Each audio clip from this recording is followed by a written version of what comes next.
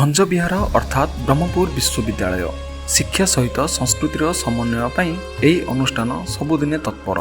एही परिसर मध्य दक्षिण ओडिशा सांस्कृतिक केन्द्र केवल एक संग्रहालय नुहे बरं यह दक्षिण ओडिशार एक गौरवमय इतिहासर एक जीवंत उदाहरण।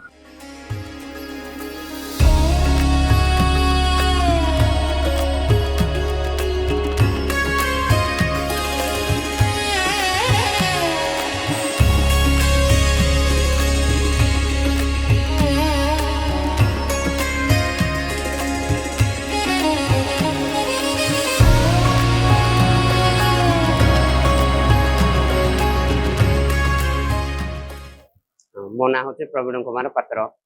बर्तमान मुझे पियोन रूपे दायित्व अच्छी कम कर सबू जिते जिनस पतर अच्छी सब दायित्व नहीं देखाशुना रखुचे सब दायित्व ये अच्छी। मु बर्तमान 2019 आसिली ये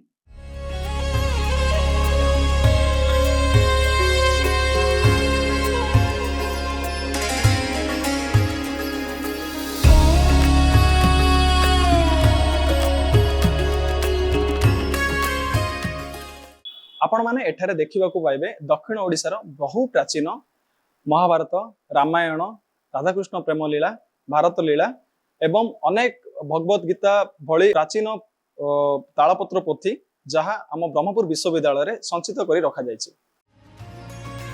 आधुनिकता जुगरे आमर पुरातन सभ्यता और संस्कृति धीरे धीरे हजि जाउथबा बेले सही इतिहास को बंचाई रखिछि ब्रह्मपुर विश्वविद्यालय एही सांस्कृतिक केन्द्र। Purnima Swain department of home science मु आज साउथ ओडिशा कल्चरल सेंटर बुले को आस्तिली। या भितरे हमर बहुत पुराना तालपत्र रो पोथी आउ बहुत प्राचीन जिंस अछि जोटा कि फ्यूचर रे रिसर्चर माननका पई बहुत सुविधा माने हेल्प हबो। छात्र छात्री ठारू आरंभ करी गवेषक माननक पई मध्य एहा पालटिछि एक शिक्षार केन्द्र। एठाकू आसुथबा लोक माने ओडिशार समृद्ध इतिहास और परंपरार अनुभव संग्रह करिथांती।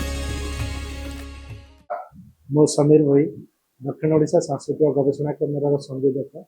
यही केन्द्रटी आमर दक्षिण ओडिशा जो कला संस्कृति रही उज्जीवित करवा और यहाँ विश्व दरबार में पहुँचेवा होची गवेषणा केन्द्र मूल लक्ष्य।